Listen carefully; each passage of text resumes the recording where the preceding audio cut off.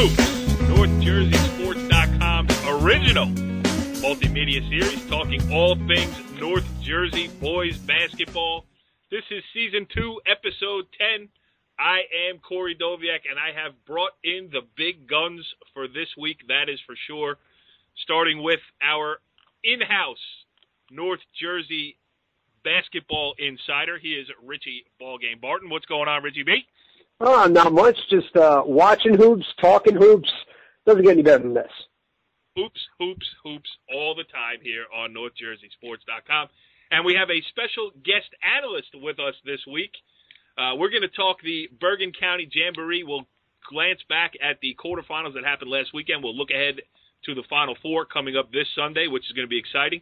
We also are going to talk a little Passaic County basketball. We'll have John Finke on the horn as the Highlanders get ready to play in the Final Four for the first time in 6 years. And we are going to do it all with Pascack Valley head coach Al Coleman. What's going on, Al? How you doing, Corey, Richie? Nice night to be watching Duke and Carolina and talking to you guys, so it doesn't get much better than that. Yes, and as Al Coleman famously once said, we are the best coverage of North Jersey sports around. We hold that to you, Al. That we hold correct. That, yes. That is correct. I'm your Beetlejuice, right?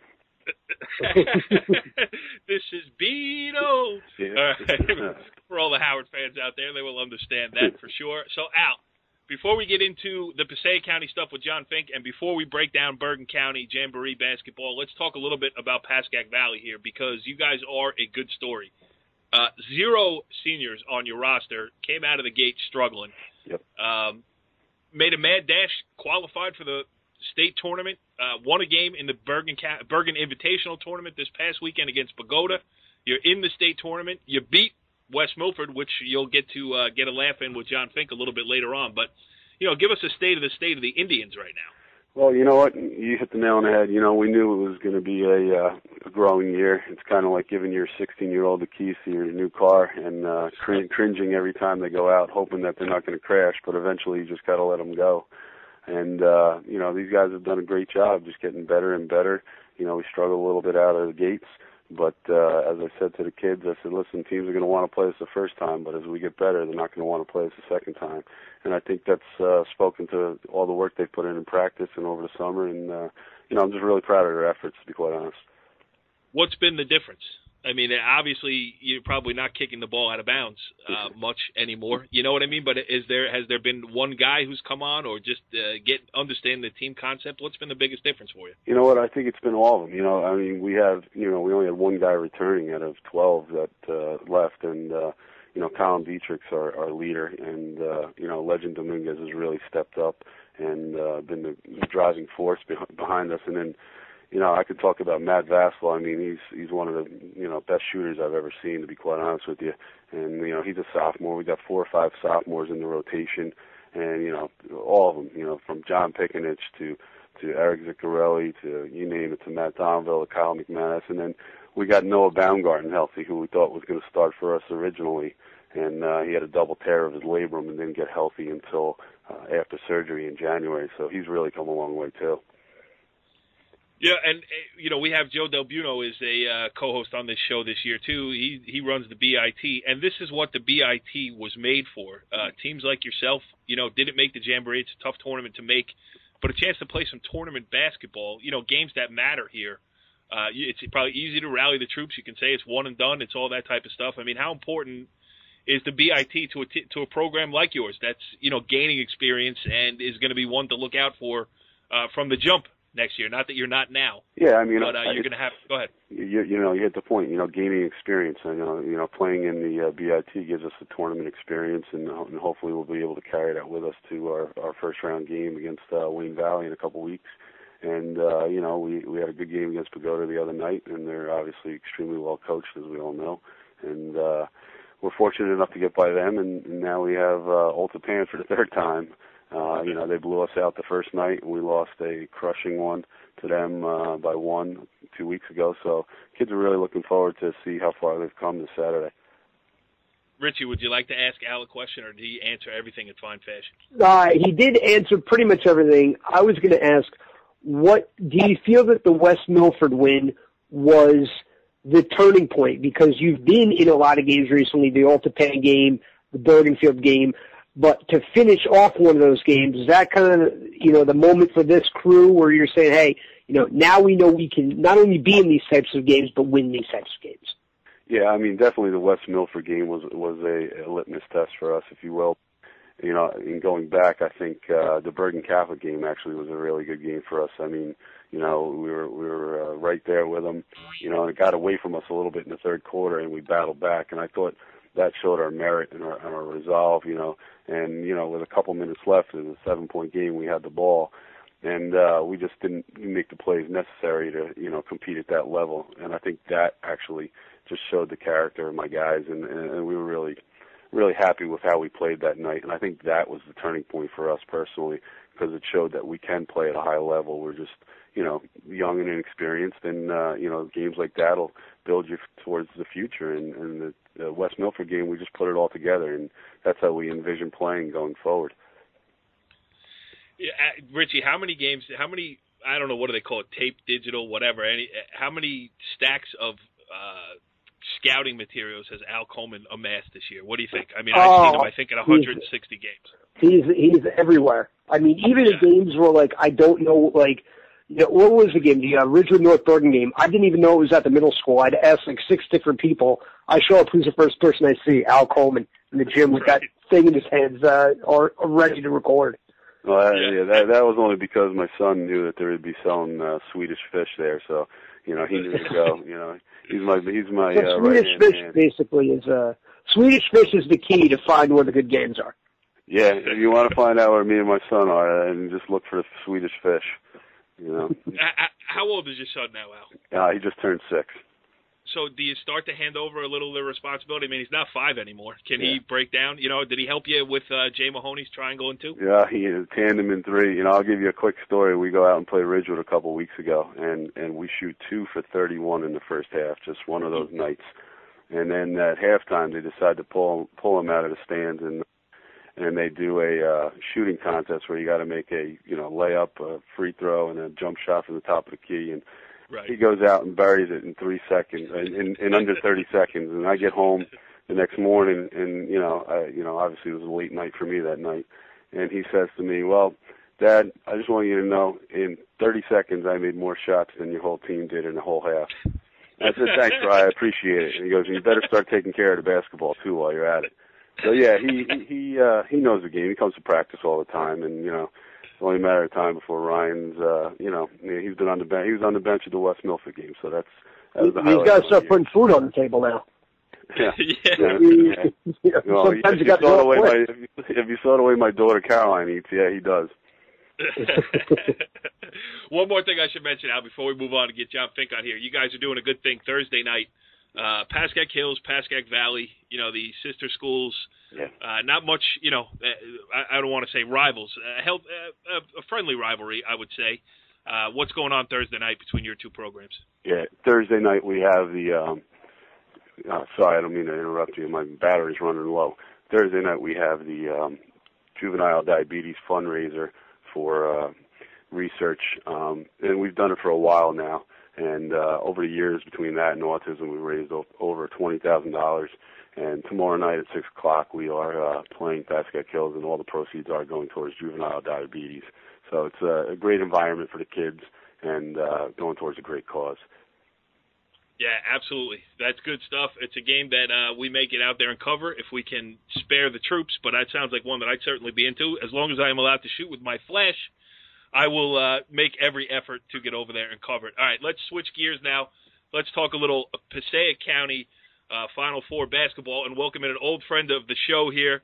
He is West Milford head coach John Finke, and he joins us on the Moe's Southwest Grill hotline. Yeah, it's nice to be part of the Final Four, Corey. So I'm happy to be here.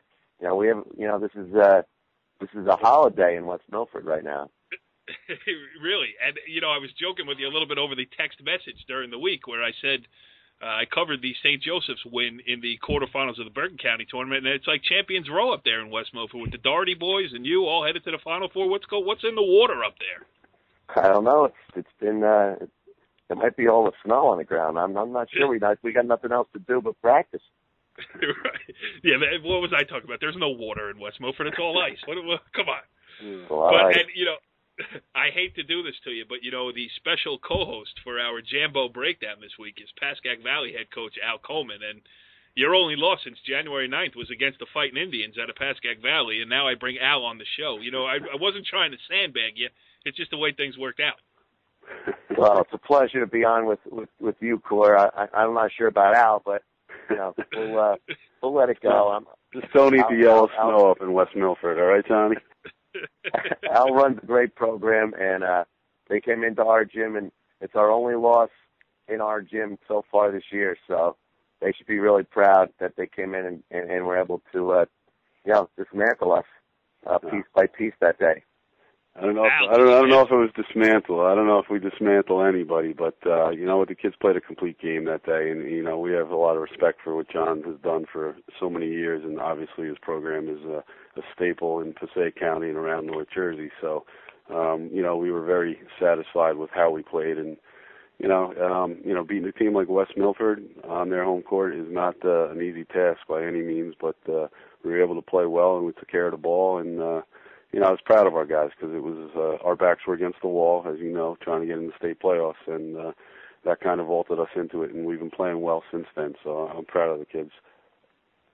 The love fest that goes on the air is so much different than the pregame interview that we do here. But, hey, that's to be expected. All right, let's talk a little West Milford Highlander basketball here. Obviously, a huge win over Passaic Valley in the quarterfinals. Came right down to the nub. You guys were trailing late. Before we get to what comes next, let's talk about what happened. I mean, take us through that last, minute and 16 seconds against the Hornets. Well, we had to play on Thursday night and for the league title, and we were lucky enough to get that win. So going into Saturday, we knew, we know how well coached Passaic Valley is. Rob is one of the best around. We hadn't beaten Passaic Valley since 2011.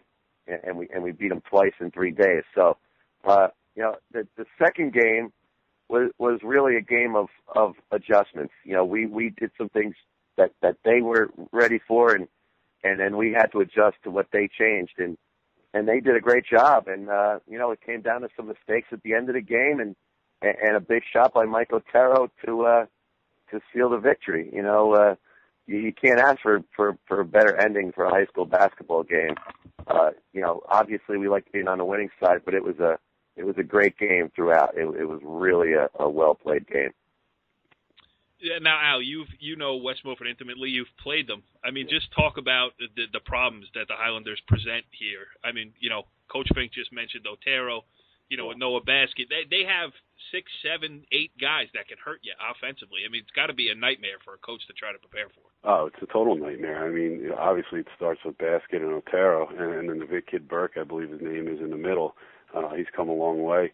And then don't forget Finke's son there. He can shoot the rock. So, yes. They have a number of weapons, and they really all shoot the ball well. So if you don't close out on their shooters, you're in for a long night. And then another thing they do really well is they dictate the tempo. And, they have that run and jump that they go. And, it's been really good for them and successful for them. So we knew that we'd have to slow them down a little bit, but we weren't able to do that. So we just figured, hey, let's try to run with them. And Basket is just a terrific player. I'm actually fortunate enough to be coaching him in the North-South game this coming March. But Otero, I mean, all of them, they're all really good players, and they're obviously well coached. Yes, obviously well coached. And John, I should have asked you this before we went on the air here, but I remember from last year's show, when was the last time, have you ever been in the Passaic County semifinals? Well, this is the 5th time the school's been in the finals. We haven't been in the semifinals. We've never been to the finals. The last time was in 2006, so it's been a while. It's always a hard road to get there. Yes. And now that we're in the big North Conference where we're just beating up on each other on a weekly basis. Back in the day when we were playing, the North schools and the Orange schools, it'd be fun to come into Passaic County Tournament because we would never see Kennedy. We never saw Eastside. We never saw Passaic County Tech. And now we see them all year. We have a good chance of playing Wayne Valley 4 times this year, possibly. Pascack Valley played twice. Yeah. Well, thanks for the bulletin board material. Hey, that's what we're here for on Talkin Hoops, no doubt. We'll host you on March 5th.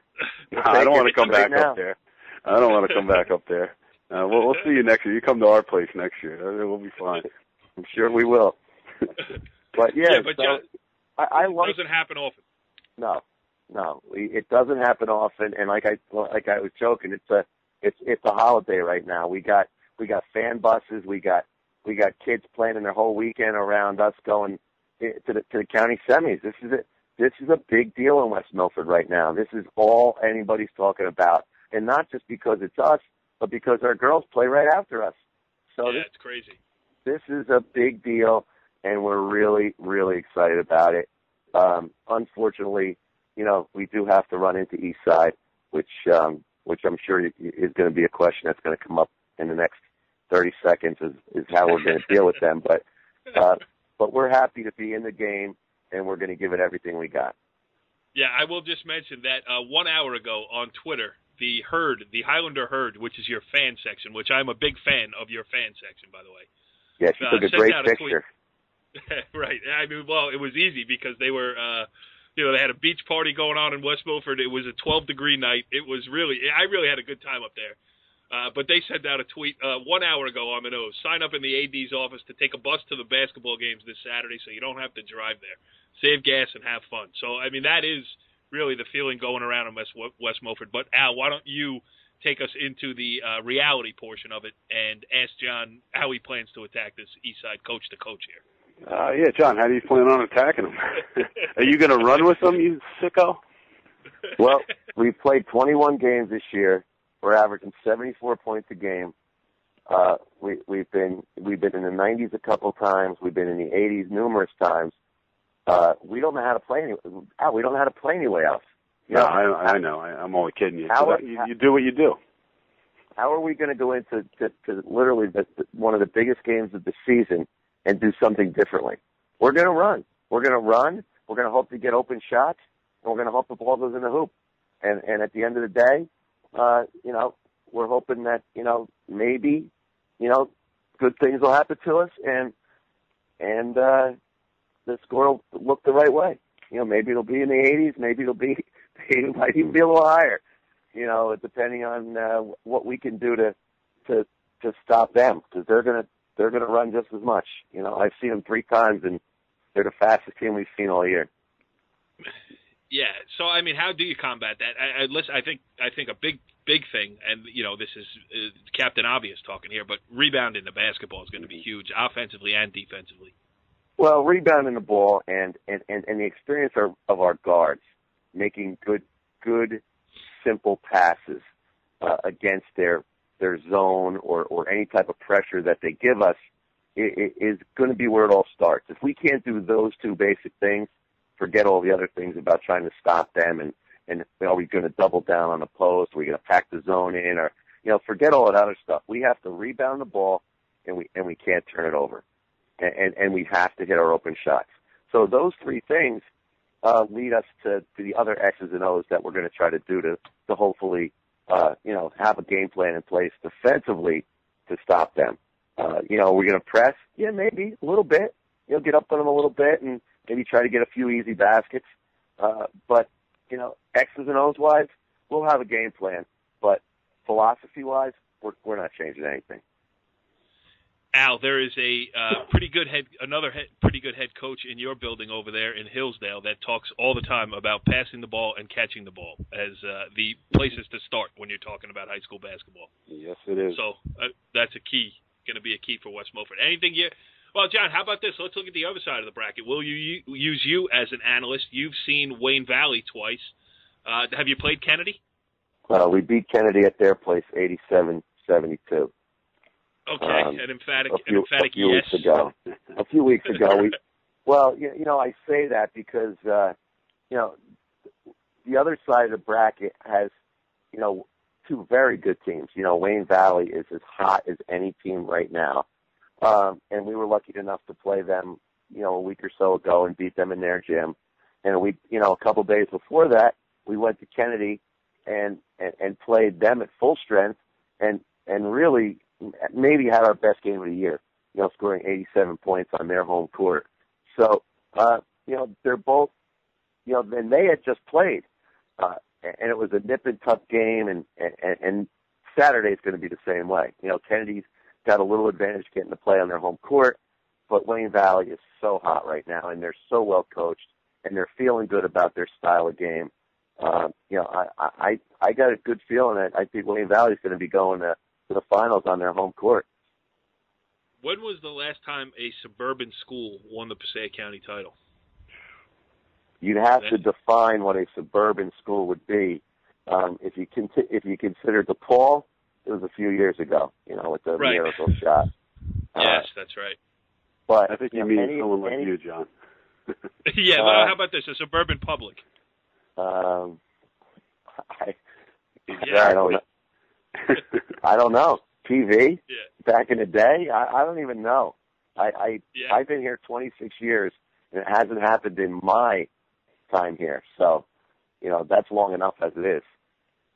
It just doesn't happen. It doesn't happen. It goes through Patterson, and every once in a while, Passaic will have a powerhouse team, which, they've had in my tenure 4 or 5 times, where they were clearly the best team in Passaic County. So besides Passaic and the Patterson schools, then you're looking at DePaul and Passaic County Tech, and of course at any given time, you maybe Wayne Valley and West Milford knock each other off. So one of us goes. So it is a hard road. Again, everything goes through East Side. East Side is the cream of the crop in Passaic County, and if not in all of North Jersey, public life. So, we're going to have our hands full. Do we want to be on the other side of the bracket? Not necessarily. We got, but like I said, it goes through East Side either way. So let's play them early and see what happens. Yeah, it's going to be fun to watch. And listen, I, for one, am hoping that it's not a 93-91 game. Not that everybody wouldn't want to see that, but I'm going to be trying to keep notes on that thing. I'm going to come down and cover it. So my notebook will be a mess if it gets into the 90s. But it certainly will be a fun game to cover. It will probably be a great atmosphere down there at Kennedy with Patterson, both Patterson schools playing in the semifinals. So it's going to be good stuff. And listen, you guys, it's already been a great accomplishment to get there. And I know you're going to enjoy it. It sounds like the whole town is enjoying this experience. And, that's why we play. Listen, the spread might be what the spread might be, but that does not mean that West Milford is not a live underdog in this game. We're ready. We're going to come. We're going to play. We're going to put 5 seniors on the court. We're going to put 5 men out there, and we're going to give it the best shot we got. Yes, and if you do pull the major upset, you can guarantee that I will get Al Coleman back on here, who's been a little bit of a black cat for you over the past couple of years. I'll get Al Coleman again next week, and we'll preview the final. So we wish you the best of luck.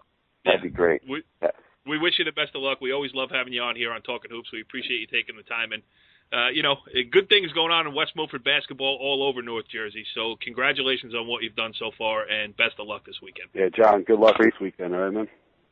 Thanks, guys. I appreciate you having me on. Well, interesting stuff there with West Milford head coach John Finke. And Al, I thought you did a great job of, not rubbing his nose in it. You did a good job of being humble, but that was a big win for Pascack Valley.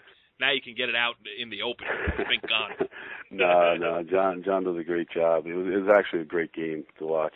We were just fortunate enough to get on the positive side, and it really was just a good high school basketball game, and that's what it's all about in the end of the day. Richie, what did you think of that interview with John Finke? Oh, it was a doozy. Finke's the man. Al, not so much, but I still like the guy. All right, let's get down to business here on the Bergen County side of things. Let's take a quick look back at the quarterfinals that happened last weekend. And the biggest thing for me, I covered most of the quarterfinal round, 6 games of the round of 16. And as I was talking in the gym last weekend, I watched Ridgewood play against Dwight Morrow. I couldn't have been more impressed. A 30-point win against a good team. And you say to yourself, maybe they can take Bosco, make Bosco nervous. And then, you also watch Kreskill. Richie, you saw him against Hackensack. Okay, Kreskill, the Group 1, taking on a good Group 4 team. Maybe they can come out and give St. Joe's a problem. And then you get into the quarterfinal round, and it was bombs away.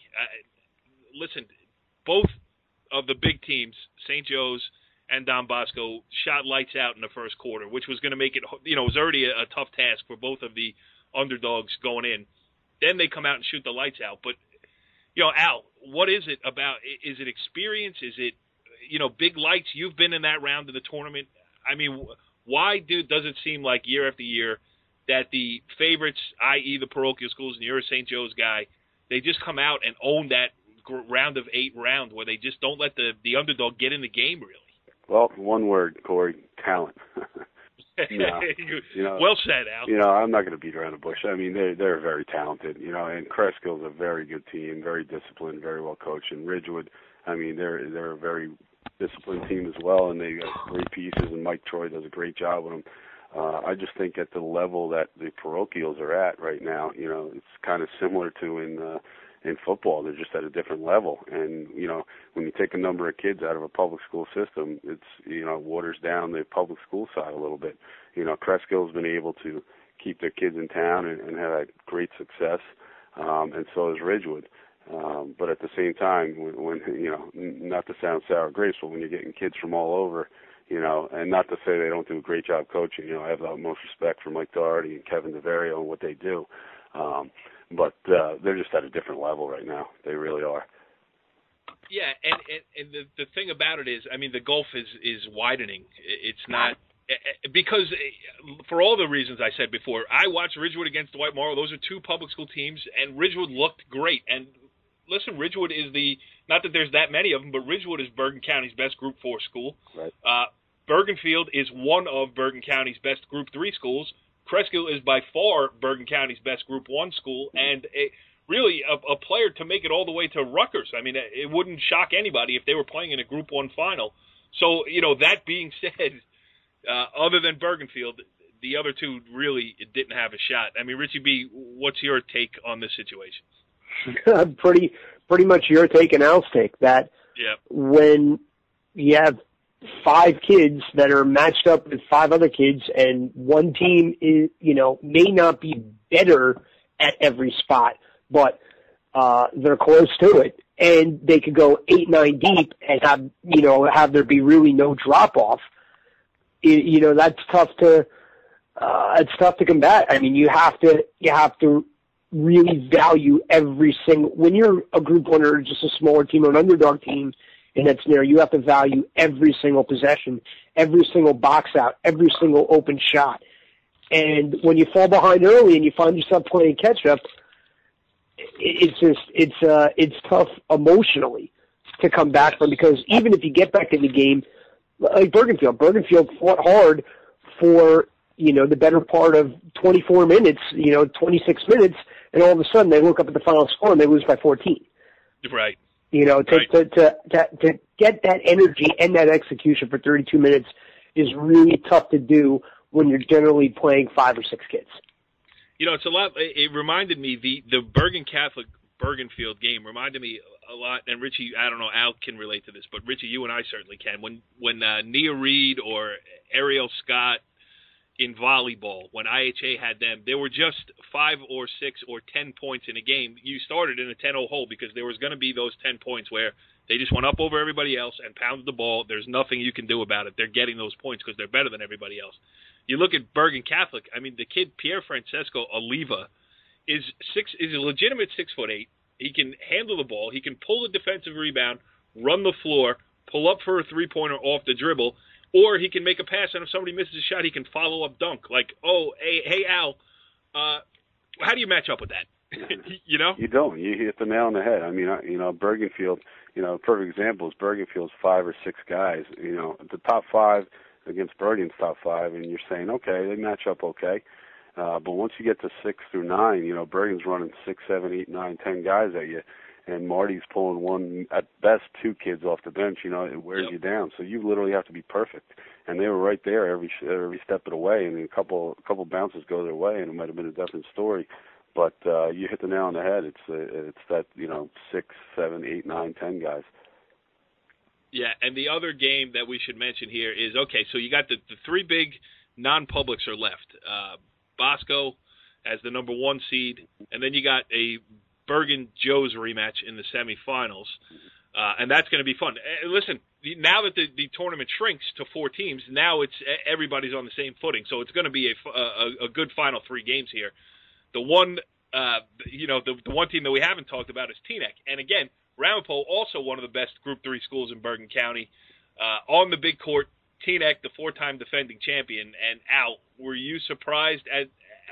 Not that Teaneck won, because when Teaneck wins a game, it's never surprising. But at the fashion and the final margin that they were able to take apart Ramapo by. I think everyone was surprised at the margin, but when you look at the size of the court, I think the biggest thing that I was more surprised at was it was 37-31 when Leandre picked up his 3rd foul and went to the bench, and then Teaneck just kicked it into another gear. It seemed like, and they got great basketball players, obviously, and they spread you out.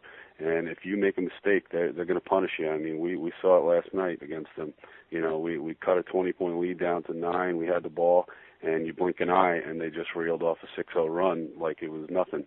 And you're back to 15, and you're saying, what can we do? And there's nothing you can do.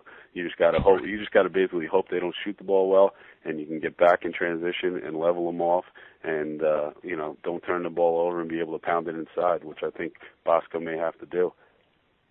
Yeah, well, Bosco certainly got the physical size to be able to do that too. But like you said, on the big court, and you mentioned that run in the 3rd quarter, Washington goes out of the game. And it's funny, I'm looking at my scorebook right here from the game, and there's an empty spot for Leandre Washington scoring in the 3rd quarter. And then you look, Nick Whitaker had 4 field goals. Jaquay James had 4 field goals, 3 of them 3-pointers. And Jaquay James, Al, did you remember that one sequence where James comes down? Now, this is a freshman point guard we're talking about. He comes down, does a curly kneel, dribbles over, around, through, back out, comes out the side door, and then kind of fading away backwards. It's a 3-pointer from about 20 feet on the wing. I mean, it's unbelievable. I saw it 10 times last night, so, yeah, I saw it up close and personal. He's shooting from the volleyball line. He hit 4 from behind the volleyball line. It's just like you shake your head. There's nothing you can do. No, just, hey, good job getting a hand in his face, but you got to tip your cap. Mm-hmm. Hey, Richie B., is there a more exciting freshman in all of North Jersey than Jaquay James? No, and there's no bigger fan of Jaquay James than you are. The fact that you get another 3+ years of covering this guy, forget it. Yeah, that's the thing too, Al. I mean, people looked at Teaneck this year. This is the year to get them. They're the 4-time defending champ. Leandre Washington was not only their only returning starter, but also their only returning varsity player, with any link to the dynasty that has been. And now, a kid like Nick Whitaker is coming into his own. Zach Olakani gives him something. Bannerman too. I mean, and Bannerman's been great, and Tyler Deering as well. And then they're getting the bench, and he can shoot it too. So it's like, I don't think anyone's going to be shedding a tear for Teaneck for the next couple of years. That's for sure. Yeah. All right, let's look forward now at these Final Four matchups here. And Richie B., Al Coleman did go on record before the show as saying he will give his predictions. So do you think we should do that now, Al, and then we'll break down the games? You can do whatever you want. I'll just give my insight, and I'll probably be wrong, but hey, who knows? All right. We'll let Richie B break the ice because he is the resident prognosticator here on all NorthJerseySports.com multimedia presentations. He's good at it. I'll take the opposite of whatever Richie has. All right. Richie B, break it down now. We got Joe's Bergen. What do you think? All right. Well, I mean, Joe's just beat Bergen last night. I mean, they played last night. Joe's got out to a 16-point halftime lead. Bergen cut into it, but never really, got back over the hump. McKinless and Garvey have been the best. I mean, I know no disrespect to Leandre Washington and Jaquay James. Don't get mad when I say the scoring. Over the past month, Garvey and McKinless have been the best 1-2 punch in Bergen County. I mean, they've been lights out. McKinless, 5 more threes last night. Garvey, 24 points. I mean, they are a handful to stop. That said, for Oliva only to have 10 points and Bergen Catholic being down 16 at the half and still be in the game late in that game, I know they don't like to take moral victories, but I'm sure they're saying, hey, if we could put 32 minutes together like we put the last 16 together, this is a game we could win. I think Bergen Catholic will get over the hump, mainly because I predicted them to win the tournament. So I'm saying Crusaders 63-61. Wow. All right. Wow. And I will just say this before I turn it over to Al. I have also been highly effusive in my praise of McKinless and Garvey, Richie B. McKinless hit his first 5 3-pointers. I asked him after the game the other night. I said, "What happened? You missed your 6th 3-pointer the first half. It could have been perfect." He kind of laughed. And Garvey's mid-range game is like a throwback to the 1970s, where pre-3-point line, where it didn't matter how far you shot from to be considered a good shooter. From 10 feet to 18 feet, Garvey's game is really unstoppable. I'll make my prediction after we turn it over to Al. And Al, what do you see also as the keys to the game for each side? Well, I think the keys to the game, Richie touched on them a little bit, Oliva, but for Joe's, the kid Nate Garvey is just tremendous. But they have 5 guys on the court who can score the basketball. And I think the key to the game is going to be the coach's son, Patrick Daugherty. I saw him do this last year. He's able to defend Oliva because of his quickness and his strength and his size, and it doesn't hamper him. So I definitely think that Joe's has the upper hand in that facet of the game.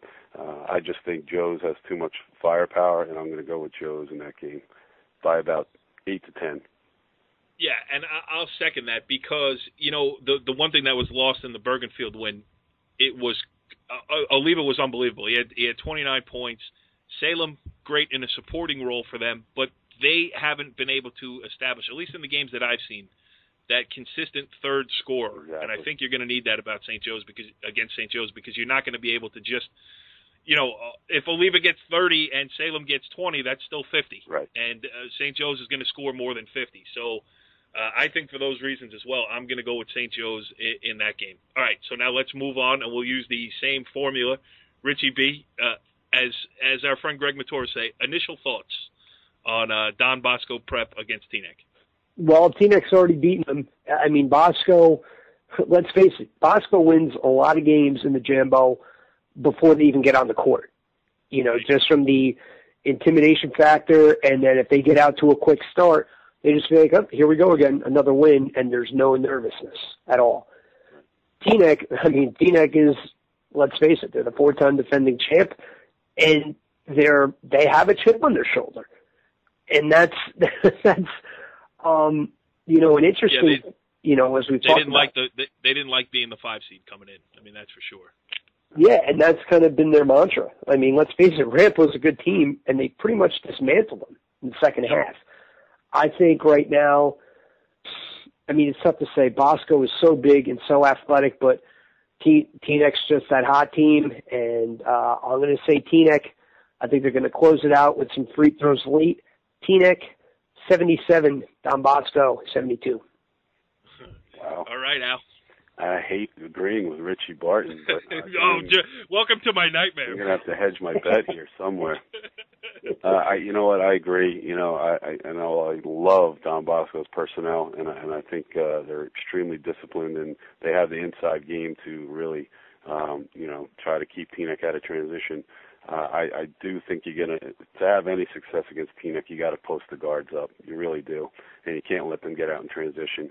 And they're not going to turn the ball over, Bosco, but on any mistake you make, Teaneck just punishes you, as we saw a couple times this year. And I agree. I just think their guard play, they spread you out, and on that court, they just they're going to kick it into another level, and they are playing with a chip on their shoulder, as we saw last night. And I think Teaneck wins probably by about 8 to 10.